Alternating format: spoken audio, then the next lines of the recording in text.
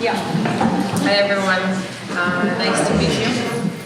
My name is Odelya, and I know that it's a hard name to say in certain languages, and it means I thank you God. And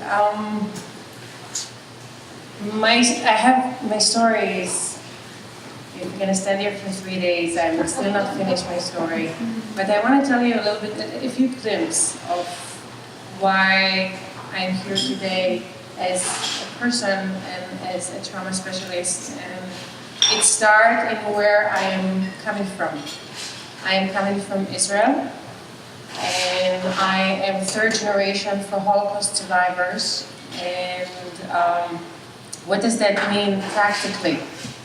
It means that I was raised, I am number 6, which is very rare in Ashkenazi Jews where I come from. But nevertheless, I'm number 6 in my family. And stress is something that I was born to. I was born after 1973 war, so I'm a war child.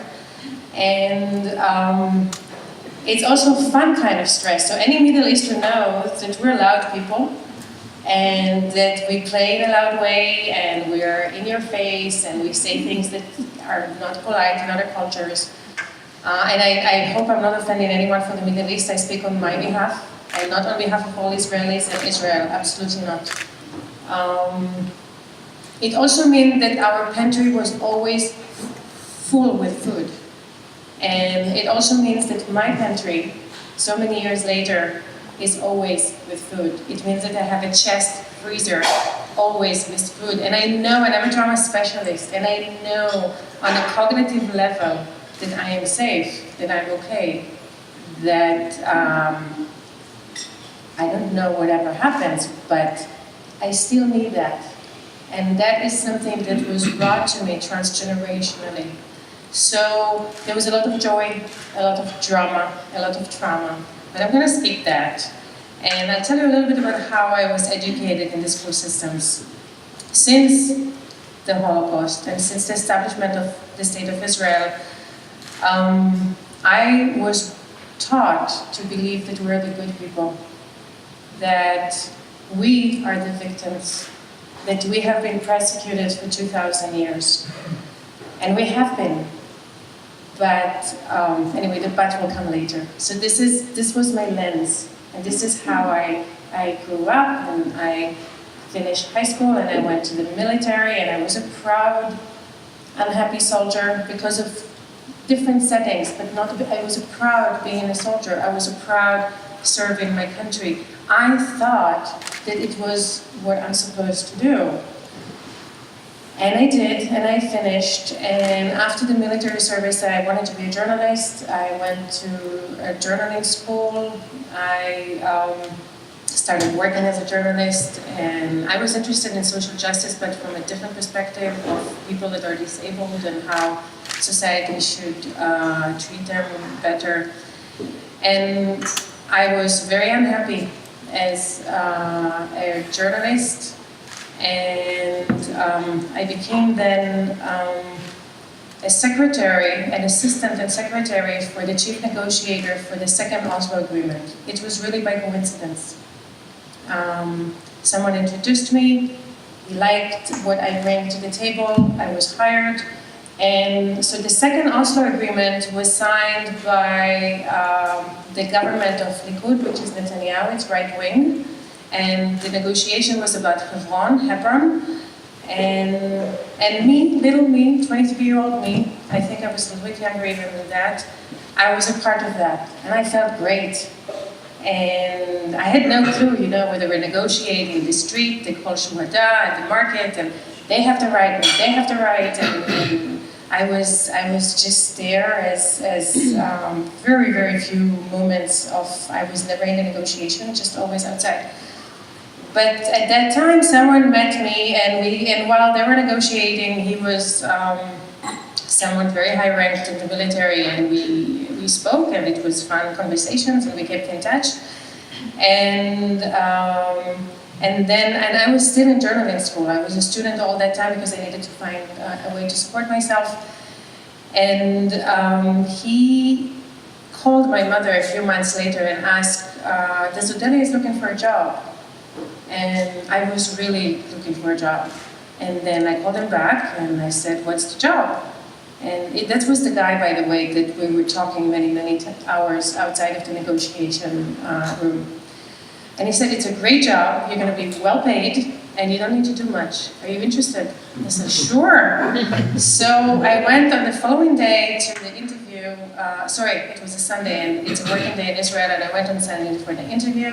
And that person asked me, who is your referee? And I said, Dan. Dan was the former chief of the Israeli IDF, and he was the chief negotiator. And I said, Dan is my, and he said, oh, I know Dan. Can I call him? And I said, sure. And this is how it works in Israel sometimes. So we called him, and I went out, he called him. He said, great, you start tomorrow. I started the job. What I didn't know about this place of work was, the name was the Center for Regional Cooperation. But I didn't know that this was a peace organization. I come from a very right-wing family. And I was very right-wing. And as I said, I told you, this is how I was taught. I was taught to believe that we are the good people. That there, over there, somewhere, behind the border, and I cannot see them besides the people that come and work for my father or the people that build my house. I don't know who they are, but they're not good. So, in the first week of work, I was already introduced to Palestinians as my peers, and I remember thinking to myself, oh, about my colleagues, not just my Palestinian peers, are these innocent people, what do they know? I know, I was taught, I was raised. I've been told that history has told us that if we do 1, 2, 3, then that's what's going to happen. So, we're the good people. And I started arguing with my peers and my colleagues, and a few days later I was asked to welcome a delegation from Gaza. And that was a life-changing experience for me. And it sounds, today in retrospect, it sounds funny and sad at the same time, but I remember when the elevator doors opened and I saw a group of Palestinians and I smiled because they were so nice and good-looking and funny and smart and Palestinian. And I could not believe that. I have to say, I'm saying it now, and I still remember the feeling of coming home that night and calling my mom. And I said, you know, Ima, Mom, I met a group of Palestinians today, and they're so human. This is how my journey began.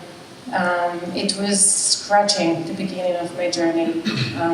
I still argued a lot, that I know that my history is the only history that is right, that my truth is the only truth that is right. And then I met Ihsan. Ihsan is a wonderful Palestinian character that at that time was not my friend.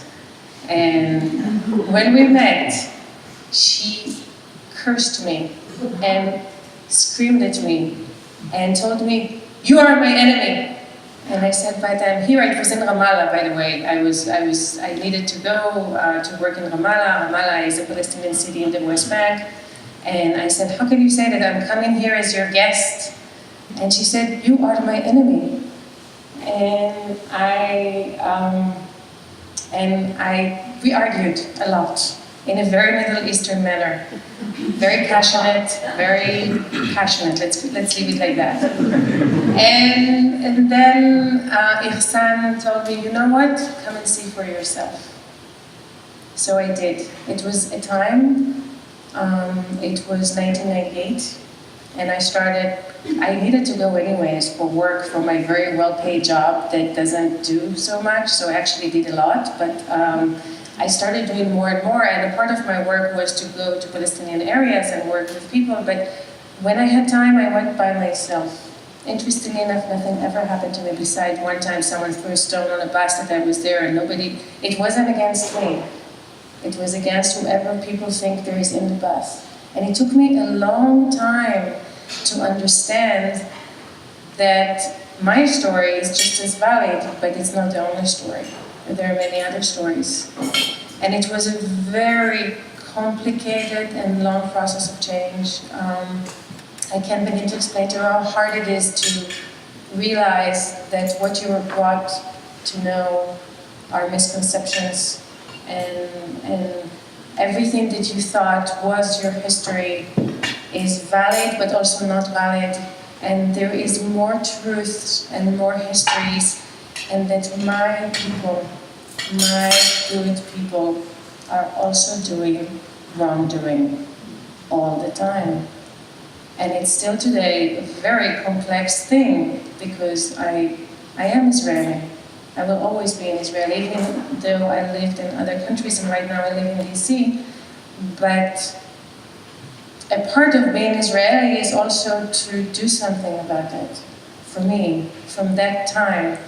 So for 6.5 years, I worked as a project manager, and thousands of people participated in our programs and projects and productions, and we brought children and adults and thousands and thousands and thousands of people. It was a little bit different time. Then the second Intifada took place, and a lot of violence on both sides. And we managed to meet on days that there were bombing on the Israeli side and there was siege on the Palestinian side, and brave people on both sides continued talking to one another and maintain a respectful care to one another. And of course, my relationship with Hassan grew, and we're very good friends today. But I felt that it wasn't enough, that I was lacking the context, the language. How does change take place? What brings people to move beyond their like I did? Like, how can I take what I did and make everyone do that? And I can't, because even if there is an encounter, it doesn't necessarily mean that the encounter that will take place would lead to that. So I was very fortunate. I got a scholarship that sent me to Eastern Mennonite University, and I did my first master's there. But then I was introduced for the first time to the concept of trauma in relations to conflict. And I still remember, just like I remember the elevators opens and seeing Palestinians for the first time, I remember seeing the slides on trauma and thinking about my life history and my being third generation to the Holocaust, and everything that my family has been through in just in my particular context.